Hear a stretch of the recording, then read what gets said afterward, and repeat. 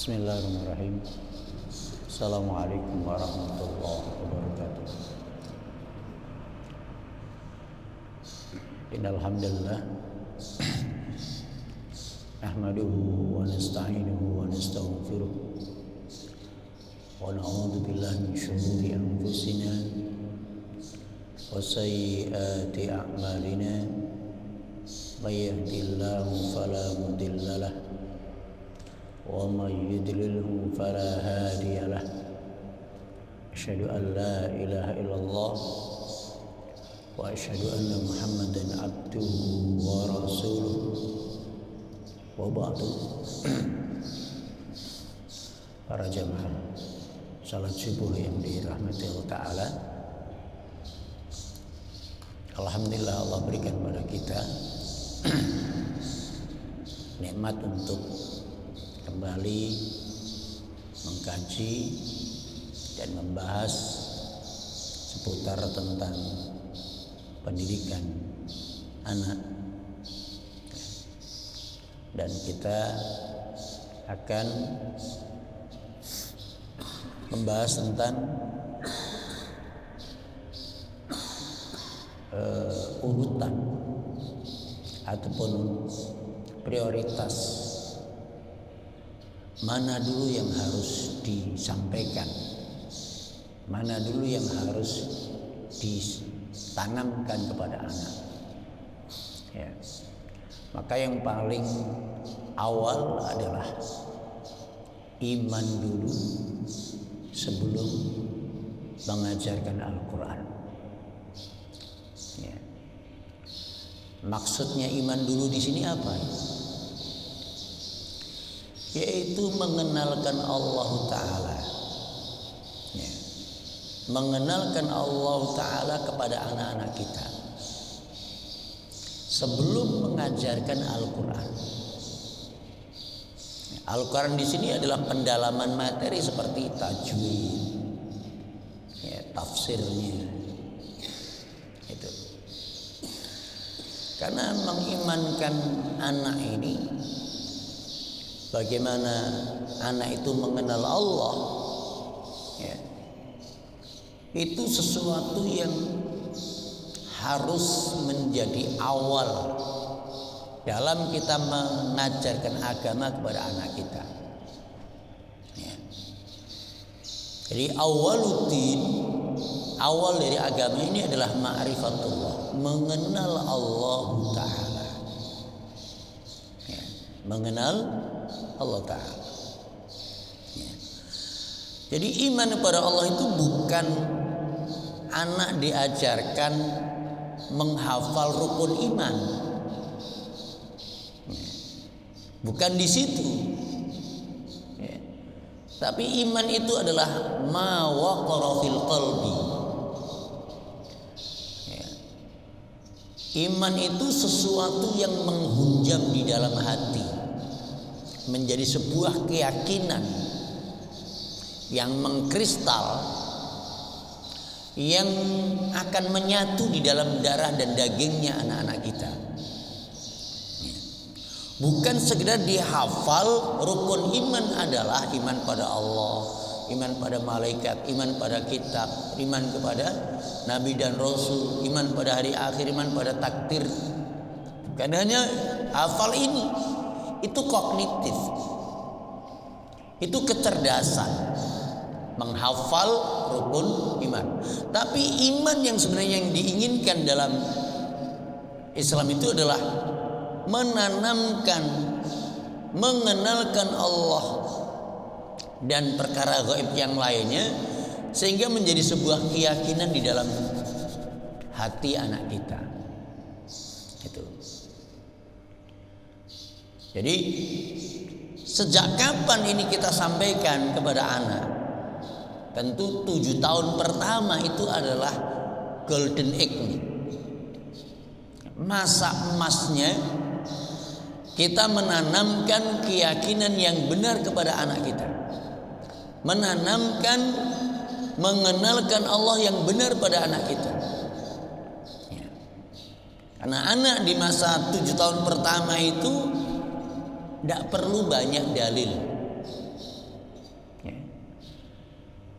Para ayah dan para ibunya ketika mengenalkan Allah nggak harus jadi ustadzah dulu, nggak harus menghafal dalil-dalilnya, karena anak seperti itu nggak butuh dalil. Jadi ayah ibunya ketika masih 7 tahun pertama itu adalah ayah ibu yang selalu sayang sama anak, lembut sama anak, lemah lembut sama anak, ya. Merengkuhnya, menciumnya, menggendongnya, ya. Menciumnya itu ditandai sama anak sebagai ayah ibu selalu menyayangi. Maka setiap yang dibisikkan orang tua kepada anak itu akan menjadi sebuah keyakinan, termasuk mengenalkan Allah Ta'ala kepada anak. Itu kita lihat dalilnya di dalam hadis yang diriwayatkan oleh Imam Ibnu Majah, ya. Dalam Syekh Albani memasukkan dalam Sahih Imam Ibnu Majah dari Jundub bin Abdullah, ya. Qala, beliau mengatakan, kunna ma'an Nabi sallallahu alaihi wasallam wa nahnu fityanu hazawirah. Dulu kami belajar dengan Nabi sallallahu alaihi wasallam, belajar agama, ya. Belajar agama dengan Nabi sallallahu alaihi wasallam wa nahnu hazawirah. Kami dulu di usia sebelum balik. Hazawirah itu sebelum balik. Jadi kalau sebelum balik berarti kurang lebih malah dua kali periode, ya, 7 tahun pertama, 7 tahun kedua, ya. Apa yang diajarkan Nabi kepada Jundub bin Abdullah, kepada sahabat-sahabat junior ini, sahabat-sahabat muda, ya. Maka beliau mengatakan, Jundub bin Abdullah ini, fata'allamnal iman qabla an nata'allamal Qur'an. Maka kami belajar iman sebelum kami belajar Al-Quran. Kami belajar iman sebelum kami belajar Al-Quran.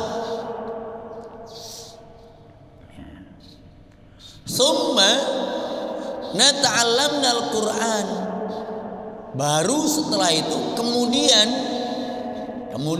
ketika Nabi melihat kami sudah mulai beriman, meyakini tentang Allah Ta'ala dengan keyakinan yang benar, mengenal Allah dengan baik, mulai Nabi melihat tumbuhnya iman pada diri kami,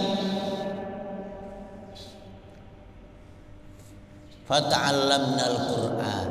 Kami belajar Al-Quran, kami diajari Al-Quran oleh Nabi.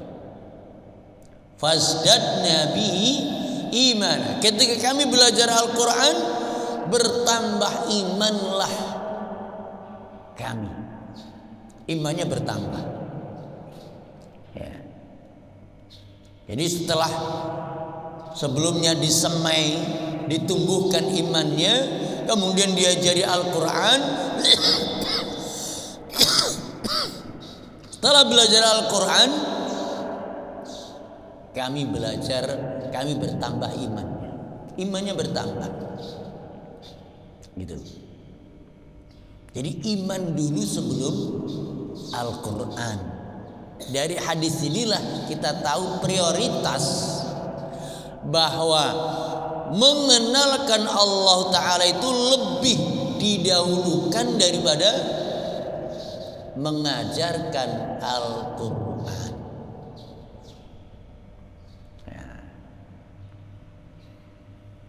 Nah, terus bagaimana cara mengajarkan Al-Quran, mengajarkan iman?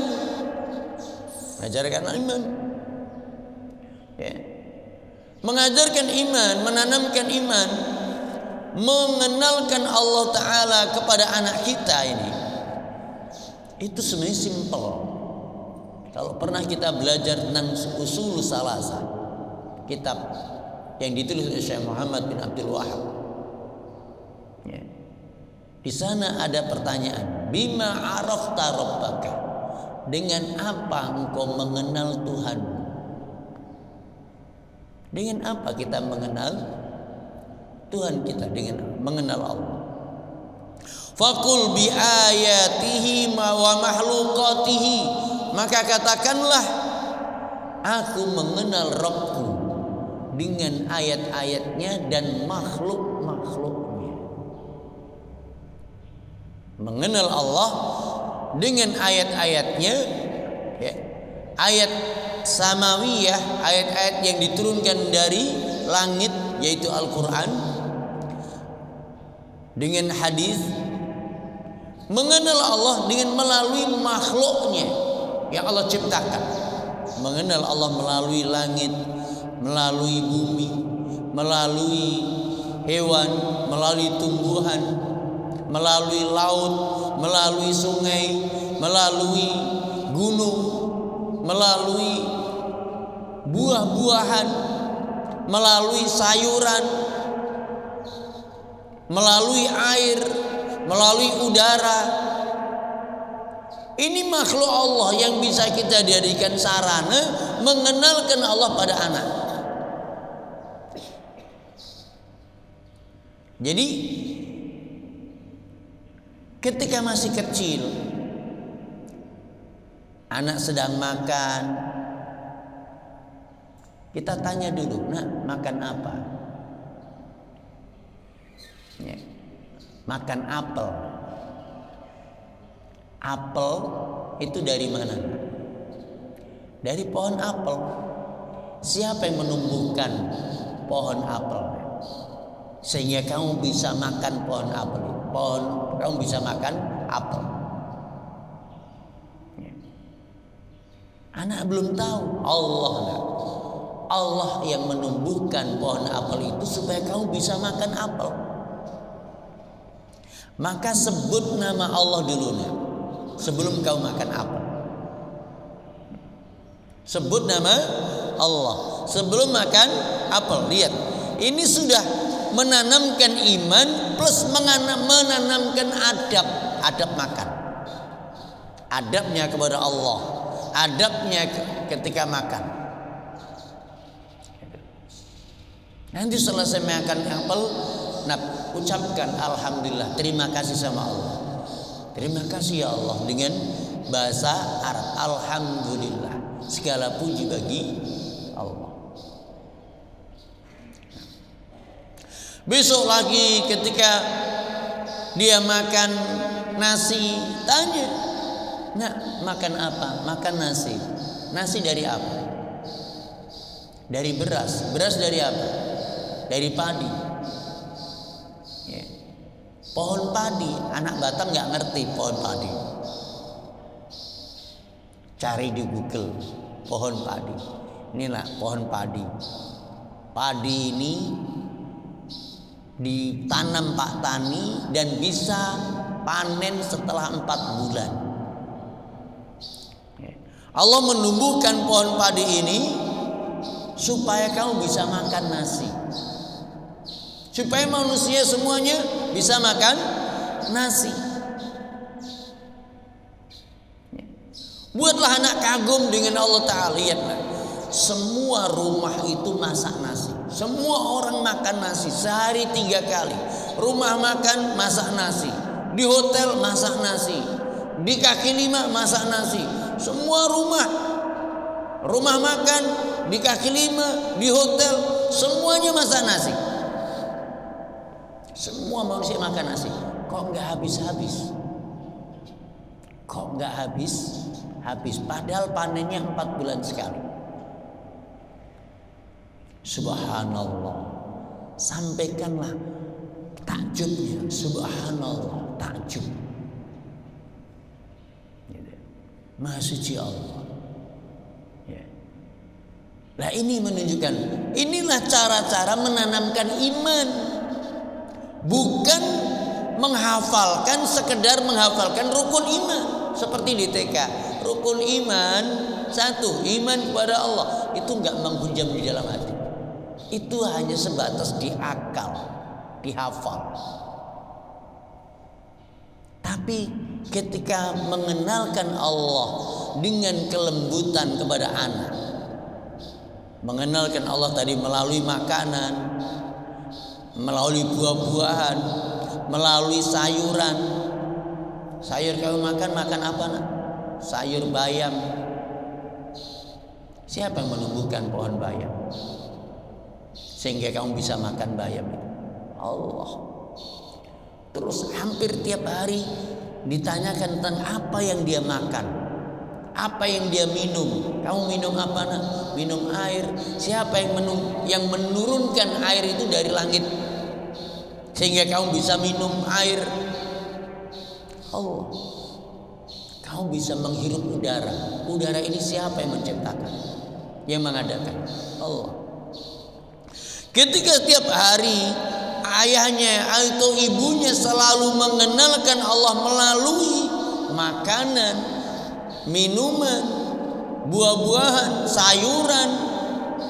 Dan sayuran itu kan banyak sekali. Ya, lauknya juga banyak sekali. Ada lele, ada ayam, ada telur, ada teri, ada Masya Allah. Tanyakan semuanya supaya selalu anak mengingat Allah Ta'ala. Ditanyakan siapa yang mengadakan, siapa yang menciptakan, siapa yang menumbuhkan, siapa yang mengembangbiakkan, siapa yang mengadakan. Inilah proses mengenalkan Allah kepada anak kita. Kenalkan Allah itu baik sekali. Ya, Allah itu maha baik.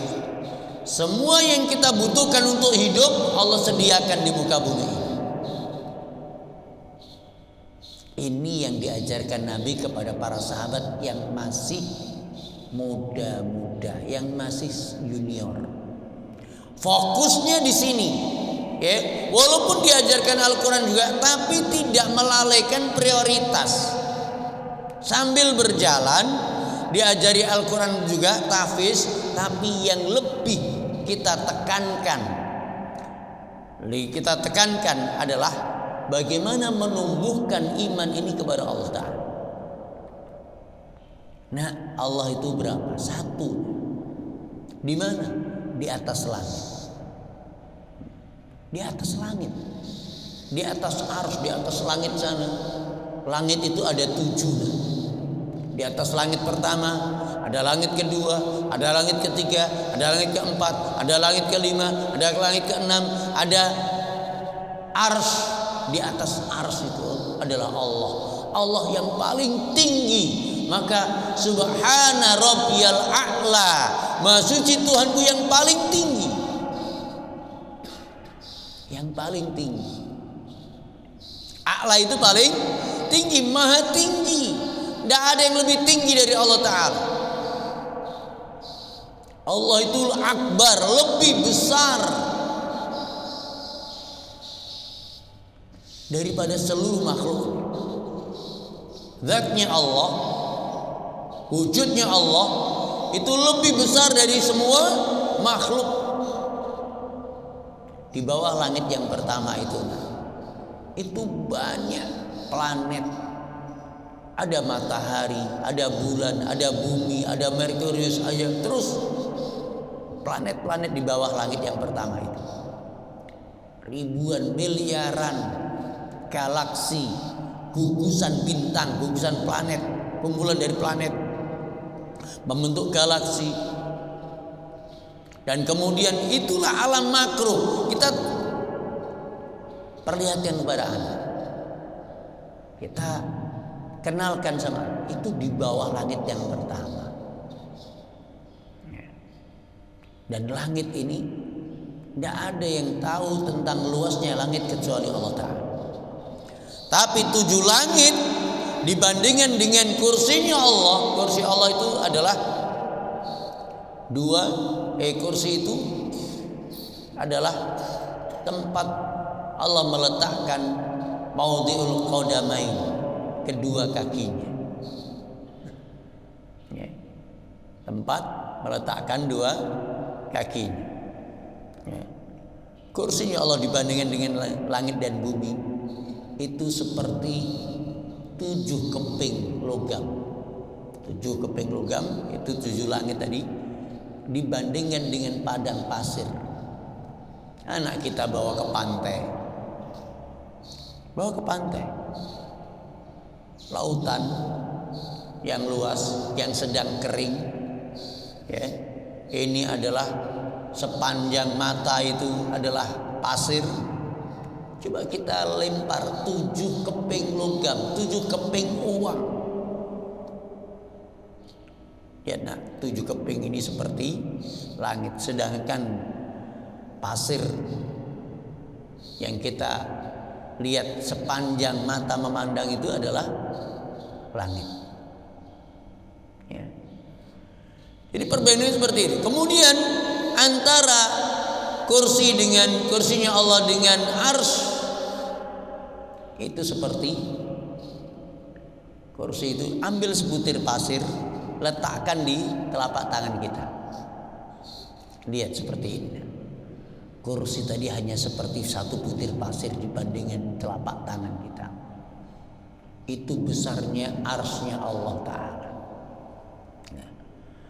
Lah, disitulah kita mengenalkan Allah tentang wujudnya, adanya Allah. Ya. Dan Allah lebih besar daripada arsy. Allahu Akbar, lebih besar dari arsy, lebih besar lagi dari seluruh alam semesta.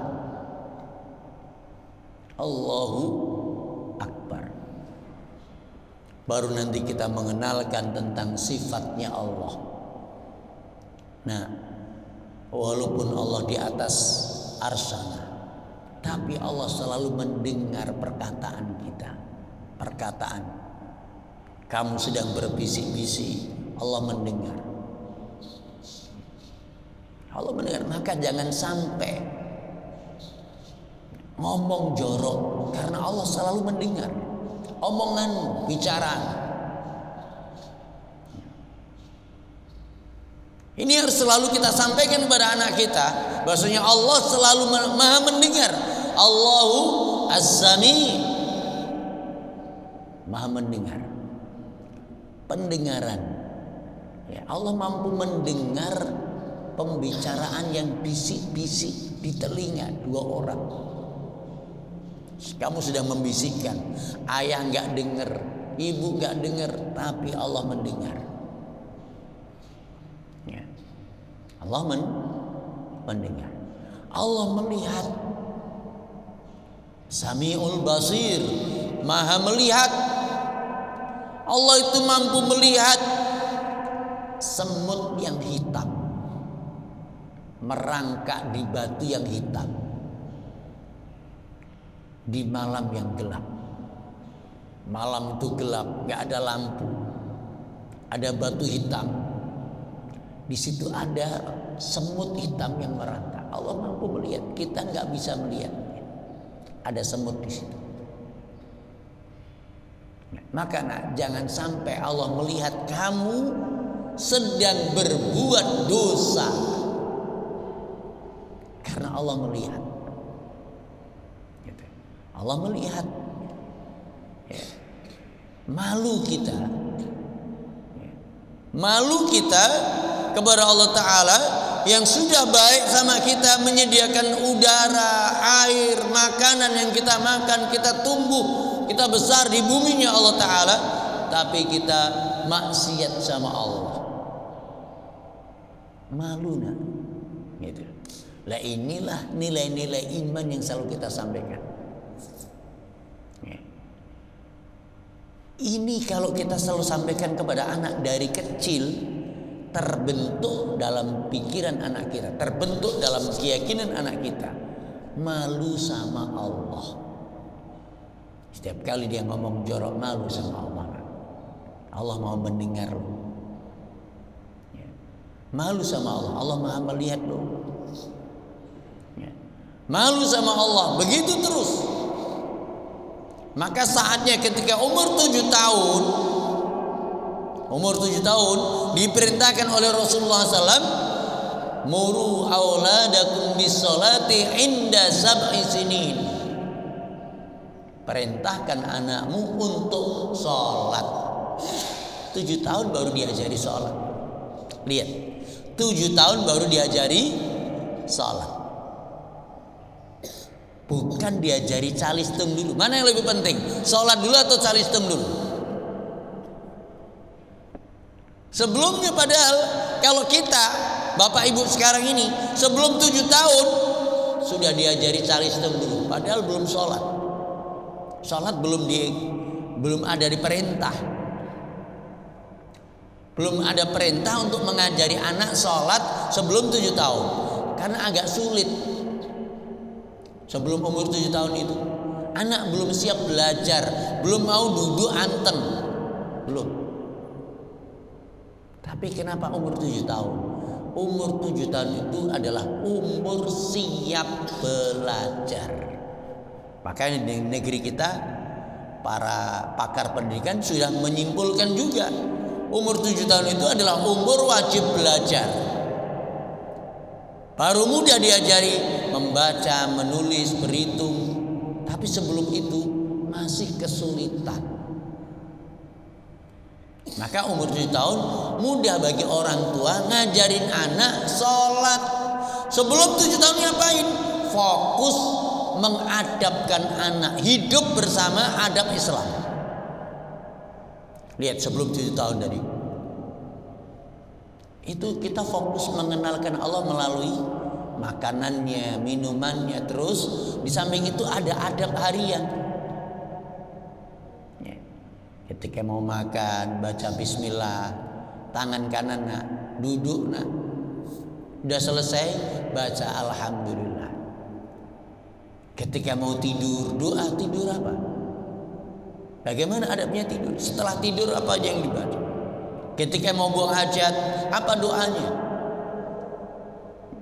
Pakai kaki kiri atau kaki kanan dulu masuk toilet.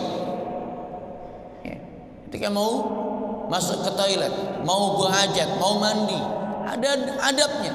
Terus mau masuk rumah, ada adabnya.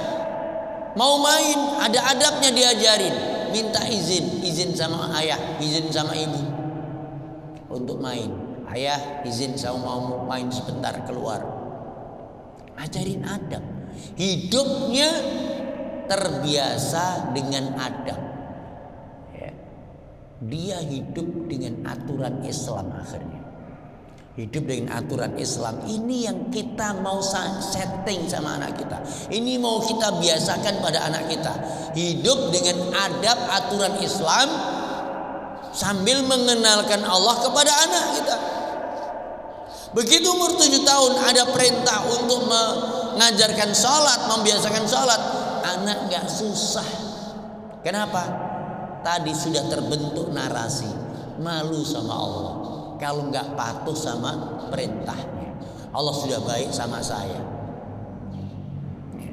Sudah menyediakan air yang bisa kita minum, menyediakan udara yang bisa kita hirup, menyediakan buah-buahan, sayuran yang kita makan. Malu sama Allah kalau nggak patuh sama Allah, nggak melaksanakan perintahnya, nggak menjauhi larangannya. Dan perintah Allah yang paling besar itu adalah untuk sholat. Sholat 5 waktu. Nah ini Allah yang perintahkan melalui nabinya.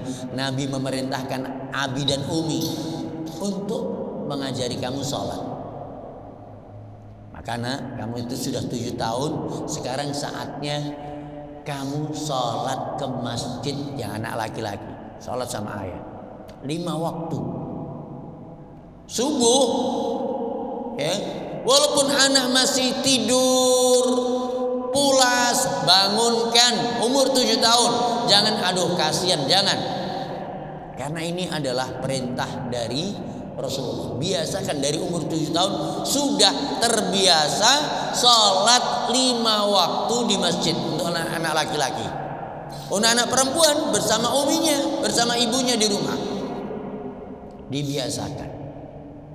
Kalau prosesnya tadi dengan kelembutan, dengan kasih sayang, dengan ketegasan, hanya butuh ini, lembut, sayang, tegas. Prosesnya ini saya mengistilahkan dengan katalisator.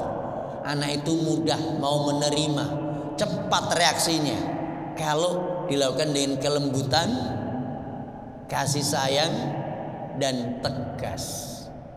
Dari awal tegas, bangun, boleh atau tidak, itu ada ketegasan. Tidak perlu dengan bentakan. Jadi ini harus kita tanamkan. Jadi 7 tahun pertama fokus di sini. Jadi kalau kita punya anak umur 7 tahun masih susah, belum bisa baca nulis berhitung, biasa, nggak perlu kita khawatir. Masuk SD belum bisa baca tulis, nggak perlu khawatir. Bahkan Nabi sampai akhir hayatnya Nabi nggak bisa baca nulis dan berhitung. Itu Nabi. Ya. Dan anak kita ketika mulai mengenal Allah, punya adab kepada Allah Ta'ala. Adabnya kepada Allah Ta'ala apa tadi? Mematuhi perintahnya, menjauhi larangannya, mengagungkan perintah dan larangan. Itu bagian daripada adab. Gitu. Jadi yang pertama ini, kemudian 7 tahun kedua tetap masih prioritasnya mengokohkan iman dan adab. Ya, mengokohkan iman dan adab. Iman dan adab ini sesuatu yang selalu harus kita bicarakan terus. Ya. Jadi selama 14 tahun fokus di sini.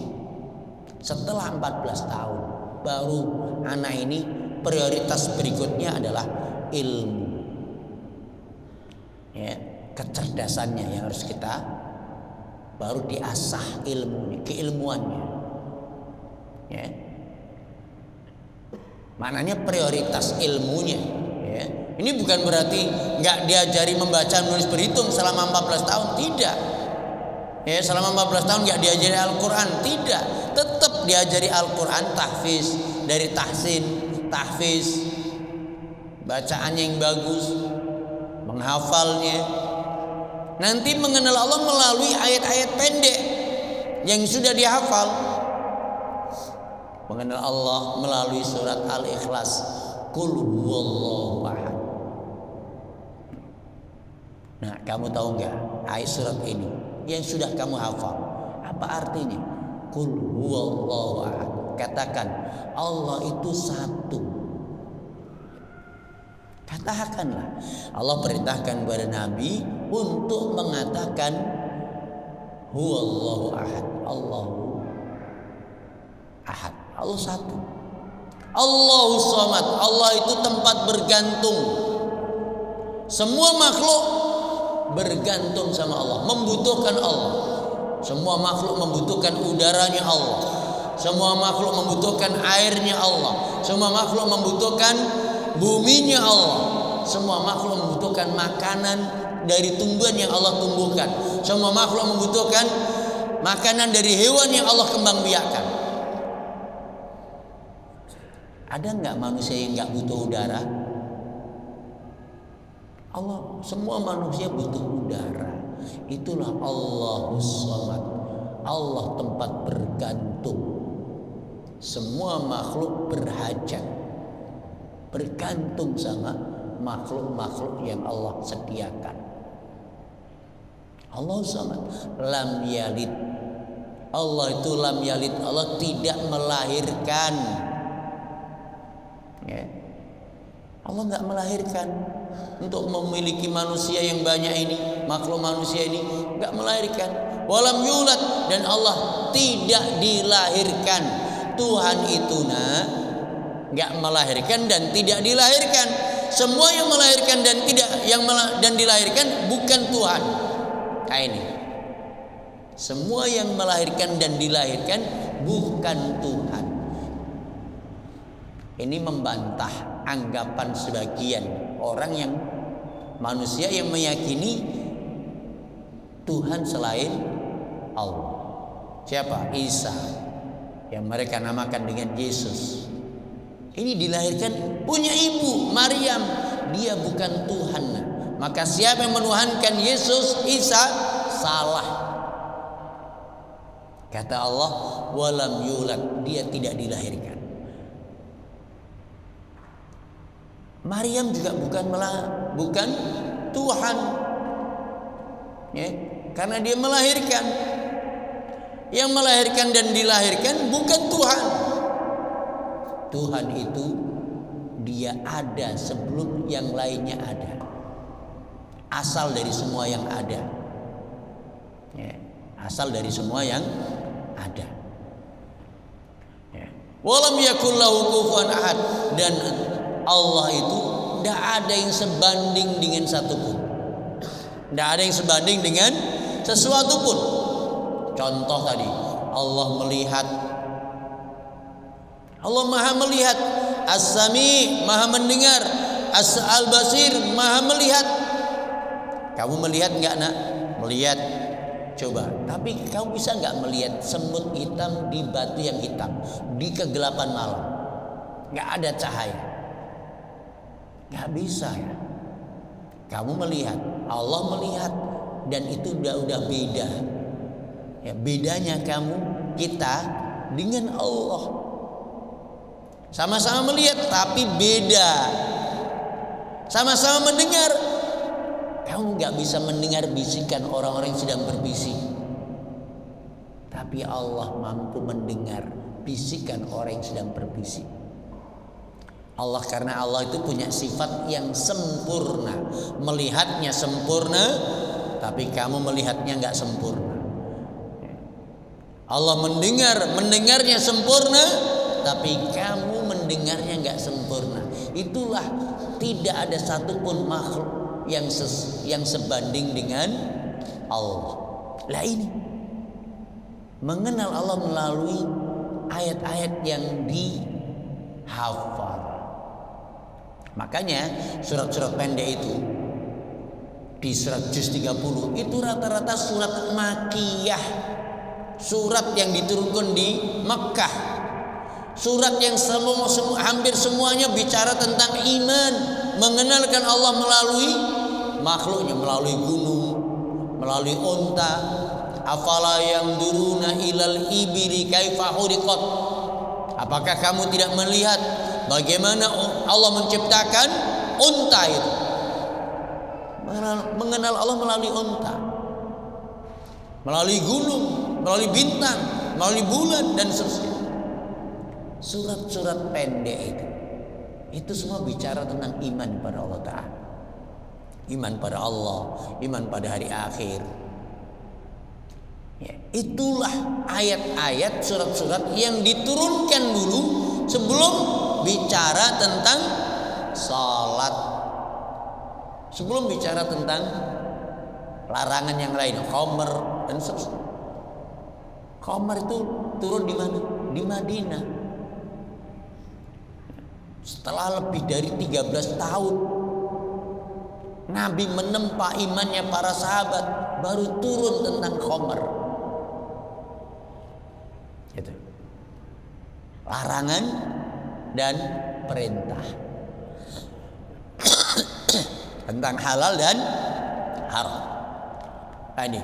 Jadi ada prioritas. Mana dulu yang kita harus sampaikan kepada anak? Mana dulu yang harus kita kokohkan pada anak? Bukan semuanya. Gitu. Makanya ini kita harus paham dengan ini. Ada prioritas. Ya. Ternyata iman dulu sebelum Al-Quran. Tumbuhkan imannya. Makanya muncullah karena kesalahan-kesalahan dari kita, para ayahnya, para ibunya, para gurunya, anak ini ditarget baca tahfiz Quran. Imannya belum tumbuh. Bahkan jarang ditumbuhkan, jarang dikenalkan Allah melalui ayat kauniyah maupun ayat samawiyah. Jarang bicara tentang iman, tapi tiap hari suruh ngapal Quran terus sampai akhirnya begitu hafalannya sudah banyak, bingung menjaganya. Anak menghafal tapi juga nggak merasakan nikmatnya menghafal Quran, membaca Quran, karena nggak paham artinya. Ya. Dia nggak merasakan nikmatnya menghafal Quran karena imannya belum tumbuh. Maka ada kejenuhan, ada kemalasan, dimarah-marah sama ayahnya, sama ibunya. Di rumah, di sekolah dimarah sama gurunya, di rumah karena tahfiz tadi.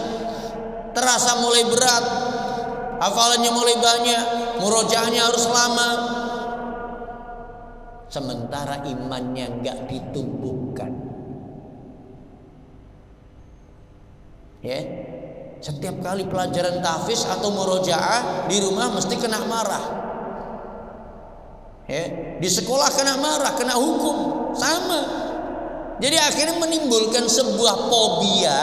Kalau belajar tahfiz itu dia trauma, mesti kena marah, mesti kena hukum. Nggak di rumah, nggak di sekolah, sama. Akhirnya anak bosan, benci sama Al-Quran. Coba hasilnya itu. Kalau sampai anak kita membenci Al-Quran, padahal tiap hari suruh menghafal Quran, hasilnya membenci Al-Quran, siapa yang salah? Kita yang salah. Mestinya anak itu happy dengan Al-Quran. Bagaimana anak kita itu happy dengan Al-Quran tiap hari? Tapi kalau prosesnya dalam menghafal, mempelajari Al-Quran tadi dengan cara dibentak-bentak, dihukum, ditarget, padahal anak nggak mampu, itu yang membuat dia membenci Al-Quran. Aduh, tahfiz lagi, mesti aku kena marah, mesti aku kena hukum ini. Ini salah siapa? Salah kita. Salah karena kita nggak pernah menumbuhkan imannya kepada Allah Ta'ala. Imannya ini adalah kalamullah. Al-Quran ini adalah kalamullah, firman Allah yang menjadi petunjuk. Anak nggak ngerti apa isinya, sementara dia harus menghafal. Ketika menghafal dia nggak hafal-hafal, kena marah, kena hukum, kena ancam, kena bentak. Jangan sampai anak kita itu membenci tahfiz karena kesalahan kita. Ada nggak seperti itu? Ada. SD, TK, SD sampai pondok 3 tahun. Setelah lulus pondok, SMP kelas 9, gak mau mondok lagi, gak mau tahfiz lagi, udah bosan. Loh, selama berapa tahun tadi? TK-nya setahun, SD-nya 6 tahun, udah 7 tahun, tambah 3 tahun SMP di pondok. Ya, berapa tahun? 10 tahun. 10 tahun. 10 tahun. 10 tahun. Tapi kok hasilnya benci sama Al-Quran, benci sama tahfiz. Itu berarti salah prosesnya. Perlu kita koreksi. Ya. Hasil akhirnya kok seperti ini. Hasil akhirnya kok anak membenci tahfiz.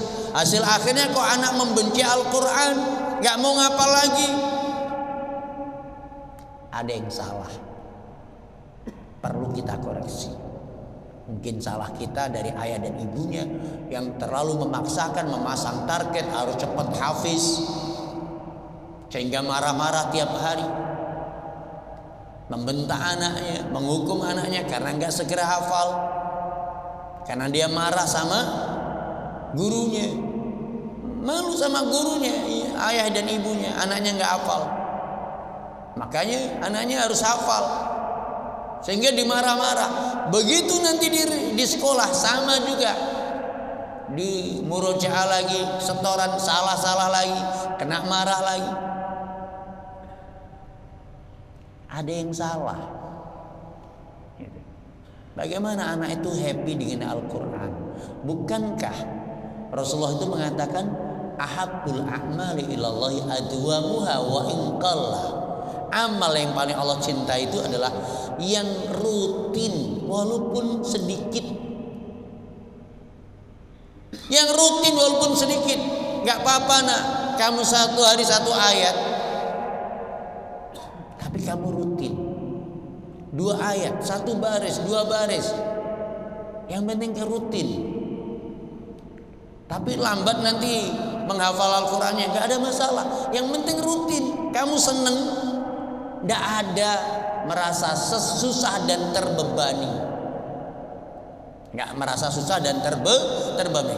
Karena target kita adalah bagaimana anak selalu bersama Al-Quran. Sampai mati pun dia bersama Al-Quran. Walaupun belum jadi hafiz, belum hafal semuanya, tapi dia selalu bersama Al-Quran. Itu yang kita mau. Jangan mau terburu-buru cepet hafal Al-Quran, tapi akhirnya anak keberatan dan akhirnya dia gak mau lagi ngapal Quran. Itu salah fatal. Apalagi belum ditumbuhkan imannya. Sangat berat. Baik, ini para jamaah sekalian, ya. Sebenarnya saya pengen juga nanti di berikutnya adalah alasan kenapa Al-Quran iman dulu sebelum Al-Quran. Ada banyak alasan. Ya. Ini barangkali yang bisa kami sampaikan. Ada pertanyaan, kami persilakan.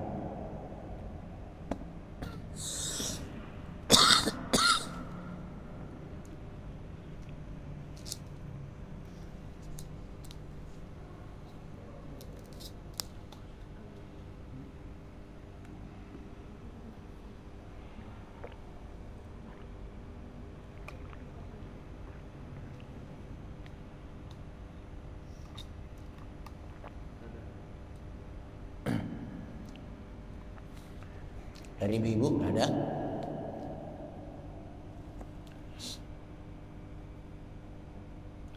Baik, kalau nggak ada kita akhiri dengan majelis. Subhanakallahumma wa bihamdika asyhadu an la ilaha illa anta astaghfiruka wa atubu ilaik. Assalamualaikum warahmatullahi wabarakatuh.